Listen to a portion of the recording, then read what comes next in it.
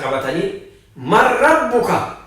ka qabri keessatti man rabbuka jedhamee gaafatamu tana isii qabatanii dhufanii bara maarabukkaa san marabbukaa tana marabbukaa ofirraa ittisuu san maarabukkaa jedhaniiti wanni noqota xiqqoo jijjiiranii malee dubbiin achi jirti jecha amma na fahamsiisan yoo tana waan kana fahame amma maarabukkaa ijoollummaa irraa beeku siifa jedhan yookiin seeyfee jecha siifa jala kaahaa jedhan maarabukkaa ofirraa haa dhorku maaliin ofirraa dhorga marabukkaa malaayikaa ofirraa dhorga seeyfii sanii namichi du'e sun malaayikaa dhuftee isa gaafattu rabbiin kee eenyutti marabbuka jettee gaafattu ofirraa ittisa jaahilummaa laala bakka sanirraa haatuma sanirraa as fidanii jallinni dhufnaan sibiila jala kaanii awwaalanii marabbuka ofirraa dhorguudha marabbuka ofirraa dhorgu jecha dubbiin sirni waaqeffataa kana qaba ka waaqeffataa jedhan ka waaqa qalee jedhanii horii ofiin du'e nyaatan korma awwaalaa kan ammoo gosa hedduu irra wal fixa namni achitti ka wal jeesu jira ka wal cabsee wal shibdu jira wani sanadaan qoodamu sun aadaa seera yoo akkasiin godhin akka waan dheerummaan hin jirreetti korma san saamanii waan nyaatin waan nama sirna hin qabne waan martinu maali waan jinni waan shayxaanaati waan shayxaanaa akka hin qabdu nagaan qabdu naamusa hin qabdu duuba haala kana qaba wanni awaama yookiin wanni amma maqaa itti baasanii waaqeffataadhaani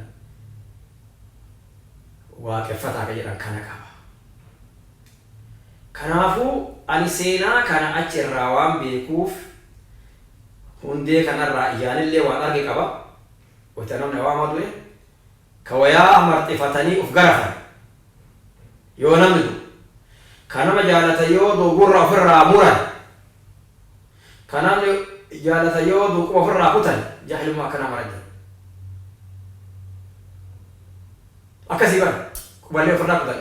inumaayyuu wayaa marxifatanii haala geeruftumaa booyuun kun mana ramaranii awwaala ramaranii booyuun kun waan jiraatu wal jaalatu kana godheedhanii jaalalti qaama kan kee ofirraa ciree nama du'eef jechaan jaahilummaa malee jaalalaa miti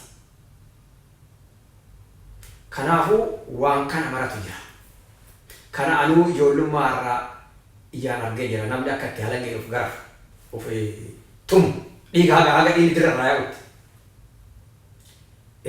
ka ammoo quballee ofirraa kutee argee jira ka gurraallee ofirraa ciree argee jira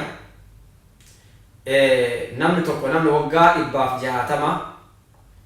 ka futtallee keessatti ollama naannoo ani itti dhaladhee guddadheetti ka waggaa 160 namni dhaqqaboo eebbaa jedhamu miidiyaa irratti bahee jira waggaa 160 umriin isaa anuu ijoollummaa irratti nama guddaa kana argaa ture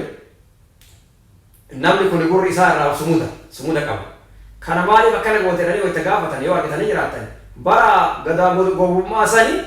namni hin jaaladhu tokko kana intala na fuudhe duunaani ofirraa kutee jedhe gadaa gowwummaa jedhe innummaan laala yeroo namnummaan sunuyyuu gadaa gowwummaa ta'uu nama durii haala amma yeroo kana keessatti wal biratti dhiqqee gowwummaa ta'uu wani sun irraa dubbatee jira sirni gadaa isin boottaniif kana yaa jamaa yaa islaama sirni gadaa ka jedhamu kun boonnuuf kana irreessi ayyaana sirna gadaa kanaaf gadi baaneeti shubbifnuuf kana nama islaamaa dhiisi nama islaama hin ta'inuu abboo jaahilummaa sanirraa koottaa gara islaamummaa aadaan bareenni aadaan michuun islaamaati jennee as waamna malee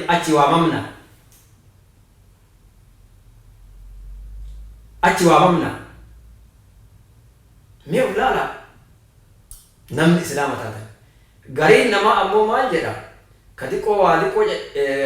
qaqqara'e bakka sani dhaqu malee achitti horii warraa hin baafnaa warra jedhu argame rabbi haa sodaatu egaa nu amma olamaa'ii gurdoollee itti afeerree waan kanarraa akka nama islaamaa fahamsiisan shari'aan rabbii maali jettee waan kanarratti namni islaamaa bakka san dhaabate hukmiin isaa maali namni islaamaas shari'aa rabbii dhiise yookiin shari'aa rabbiititti osoo amanu osoo islaama ta'ee salaatu ka'ee wanna santu naa dhuga sirna gadaa santu naa haqa jedhe hukmiin inni qabu maali karaa shari'aa rabbiititti quraanni rabbii maal jedha nama akkanaatiin sunnaa rasuulaa maal jedha nama akkanaatiin waan jedhu olamaa gurguddoo biyya keessaa itti afeerree أمتك إن أنا كأب سكنا قال إن شاء الله قولوا في إرادة لينا نملك خيري تنا أمتك إن أنجاه أمتك إن عذاب الرا أكدن دم أفدن دم قول أفرابة مرت كراك نرتك البرجار